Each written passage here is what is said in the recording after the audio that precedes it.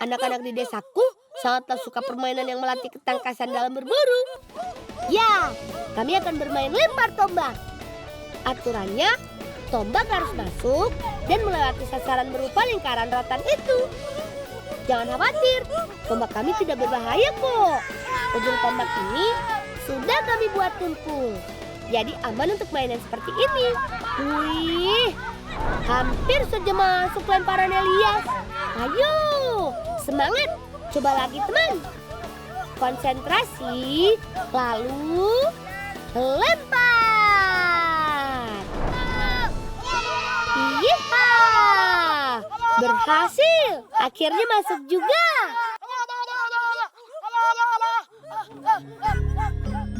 Waduh, karena terlalu asik bermain, kami sampai lupa memperkenalkan diri. Kami si Bolang dari Rawa Biru.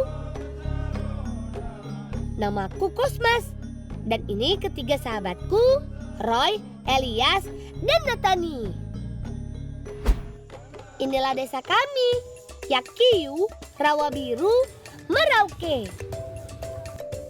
Tuhan memberikan kepada kami alam yang indah sebagai tempat kami bermain dan belajar. Inilah hutan kami teman. Berada di ujung timur Indonesia, Papua memiliki kekayaan alam yang luar biasa. Dan dari hutan inilah kami hidup. Berburu, berkebun, dan bermain kami lakukan semua di hutan ini. Nah, ada satu lagi nih yang unik dari hutanku. Orangnya, dia berkata ini, nada kakono. Oh, tadi dia naik bini kan. Kan, bang lihat. Ini setinggi 1,5 meter londa. Kalian tahu apa ini? Gundukan tanah yang tingginya bisa mencapai 5 meter ini adalah sarang rayap. Kami menyebutnya musamus. Sarang serangga pada umumnya berukuran kecil. Namun, musamus berukuran sangat besar. Inilah mahakarya alam Merauke. Rayap yang tinggal di dalam musamus ini bukanlah rayap yang kita kenal sehari-hari sebagai rayap perusak.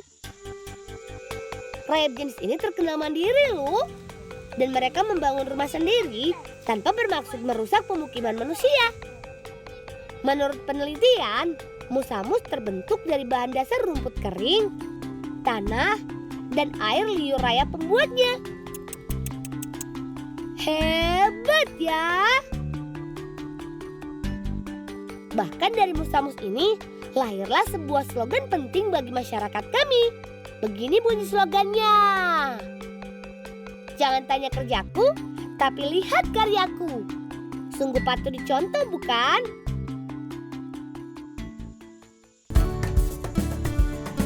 Shh, jangan berisik. Tepat di depan kami ada seekor walabi. Banyak orang mengira walabi adalah seekor kanguru. Walau sepintas sangatlah mirip, tetapi kedua hewan ini berbeda teman. Mirip dengan kanguru, namun lebih kecil. Kalau masyarakat di desaku menyebutnya saham. Lucu sekali. Ada juga burung kasuari yang ukurannya besar sekali. Walabi dan kasuari ini merupakan binatang dilindungi di Taman Nasional Wasur ini teman. Oh iya teman, desaku ini terletak di perbatasan loh. Hidup berdampingan langsung dengan negara tetangga kami, yaitu Papua Nugini.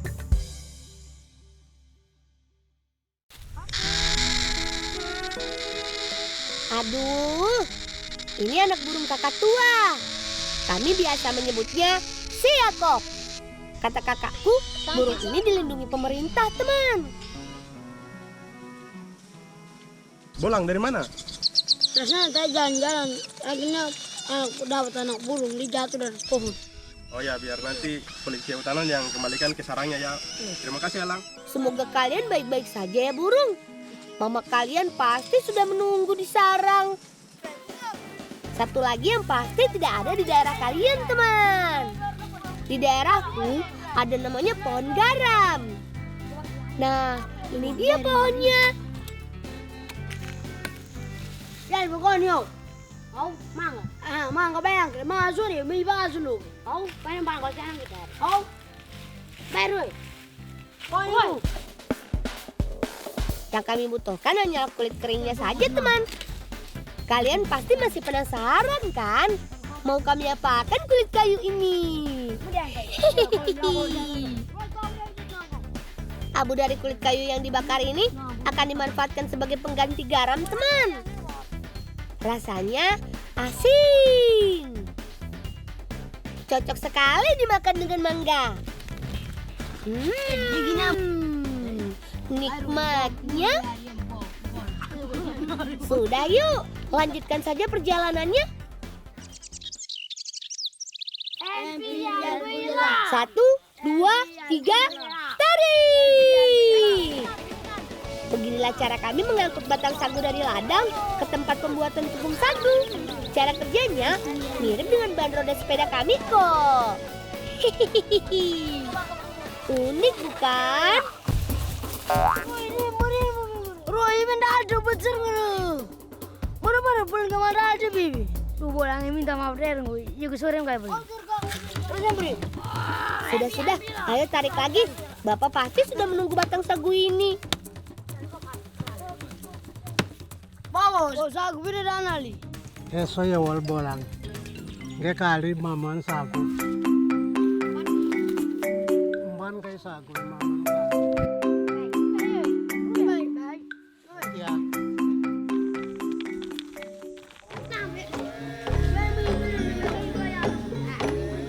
Perut terasa lapar nih. Saat keadaan lapar seperti ini, banyak yang bisa kami makan di hutan. Kebetulan teman-temanku yang lain sudah menunggu. Mereka juga pasti sudah kelaparan. Langsung saja kami bagi yuk. Menu makan siang kami hari ini adalah telur semut. Hihihi. Jangan kaget ya teman, kami di sini sudah biasa kok memakannya. Ini adalah telur semut rang-rang. Sedikit berbeda dengan telur semut lain. Telur semut rang-rang memiliki bentuk lebih besar. Kalau dilihat-lihat mirip nasi ya. Sabar. Kalian jangan berebut ya. Pasti kebagian semua kok. Lezat. Apalagi ditemani dengan umbili bakar ini. Oh iya, kata kakakku, telur atau larva semut rang-rang ini memiliki kandungan protein tinggi loh teman.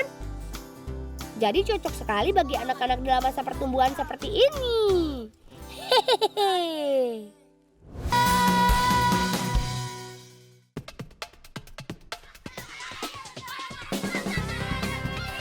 Yuhu, asik. Saatnya kita bermain.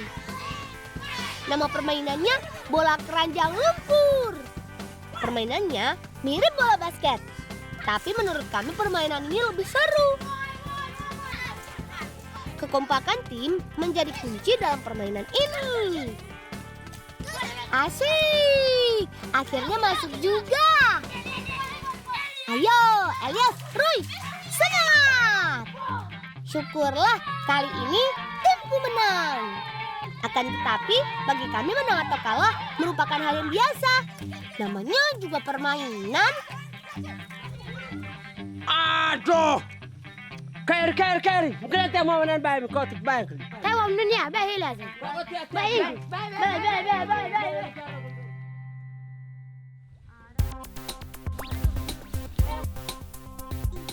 Di daerahku sekarang sedang berlangsung musim kemarau, teman.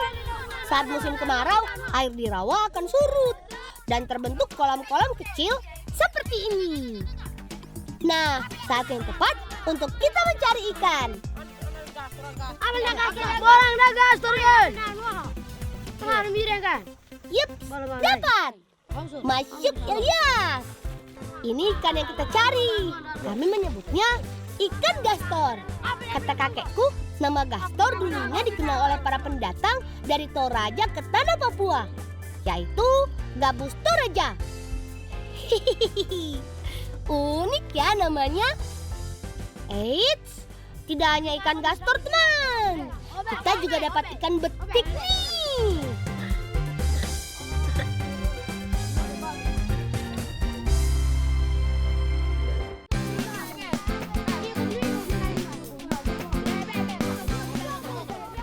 Yeha!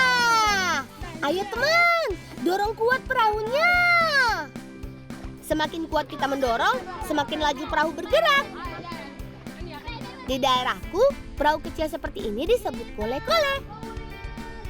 Uniknya, kole-kole terbuat dari batang pohon yang dilubangi tengahnya dan dibentuk menjadi perahu seperti ini.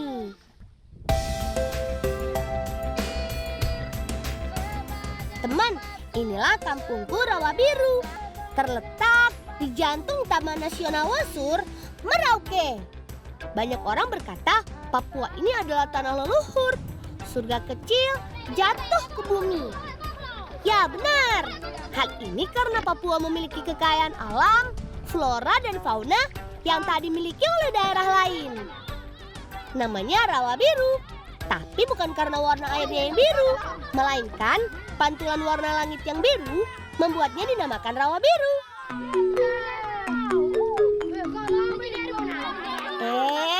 Jangan khawatir, kami anak-anak Rawabiru sudah sering bermain di sini. Malahan kita juga sering berenang di rawa kok. Selain bermain, aku dan teman-teman tidak lupa untuk membantu Mama. Nah, siang ini aku akan membantu Mama memetik daun pohon kayu putih, teman. Di kampungku, pohon minyak kayu putih seperti ini sangat banyak dan tumbuh dengan sendirinya. Tidak heran kalau daerahku Rawabiru dan kampung-kampung di sekitarnya terkenal dengan penghasil minyak kayu putih di Merauke. Yang kami angkat ini adalah kulit kayu pohon bus. Nantinya akan kita gunakan sebagai alas saat mengumpulkan daun-daun pohon kayu putih.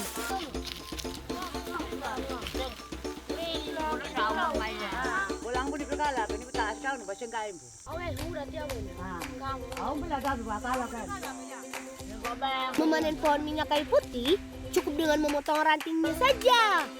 Tujuannya supaya pohon bisa tumbuh ranting baru. Jadi suatu saat kita bisa memanennya lagi, teman. Oh, berarti kan betul ada. Kau sudah lupa lu daunahan tolo, pokoknya terawat. Nah, pekerjaan seberat apapun jika kita kerjakan secara gotong royong, pasti akan terasa lebih mudah, teman. Sepertinya sudah cukup ya, Yas.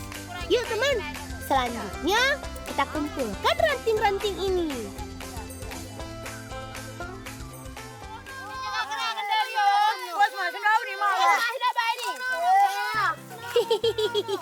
Ada-ada saja kamu, Ilyas. Hati-hati jangan sampai jatuh. Nah, untuk proses selanjutnya yaitu pemisahan daun dari rantingnya.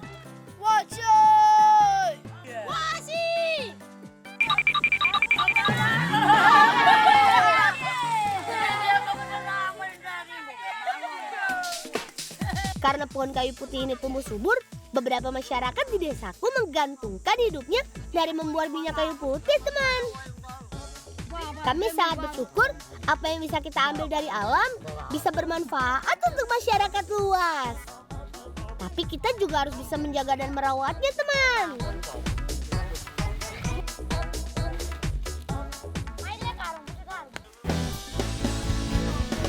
Teman di rumah pasti sudah tidak asing lagi kan dengan minyak kayu putih? Kebetulan sekali tempat penyulingan ini milik nenekku. Daun hasil pemetikan tadi masih harus dipilah. Kita pisahkan daun dari ranting kecilnya. Setelah siap, tinggal kita masukkan deh daun-daun ini ke ketel raksasa. Nah, seperti ini proses pembuatannya. Menurut penelitian, saat musim kering, pohon kayu putih menghasilkan minyak yang lebih bagus dibandingkan saat musim hujan, karena kadar airnya yang tinggi. Oleh karena itu, masyarakat memilih untuk menyuling minyak kayu putih dibanding pergi berburu. Mengoleskan minyak kayu putih ke tubuh memang terbukti banyak manfaatnya loh, teman. Mulai dari meredakan perut kembung, mengobati gigitan serangga, hingga sekedar untuk menghangatkan badan. Seperti yang dilakukan mamaku ini, teman. Oleskan sedikit minyak kayu putih supaya badan adikku Mikael tetap hangat setelah mandi.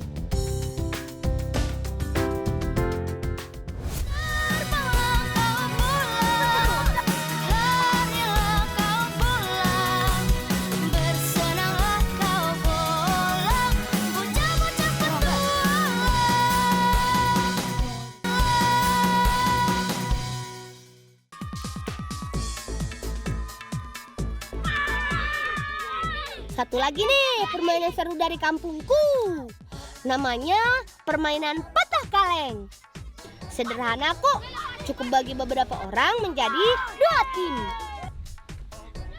Lalu rebut bola untuk mengenai sasaran berupa kaleng yang disusun. Siapa yang mengenai kaleng, dialah pemenangnya. Kalau di tempat kalian, apa ya namanya? Harus ada yang menjaga lawan, menjaga sasaran, dan yang utama, pilih teman kalian yang paling jitu dalam melempar.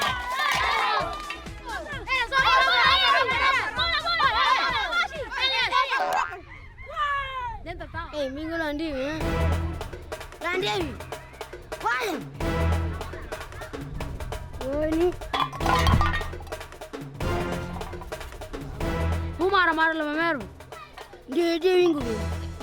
Kan tidak sekalian marah. Baik bolang, pura urutan lu. Baik pura kan dia. Baik enggak. Wan baik mana dia? Aku sana, Enggak pernah bisa. Mungkin dia. Baik mungkin dia. Setelah seharian bermain, perut terasa keroncongan, teman.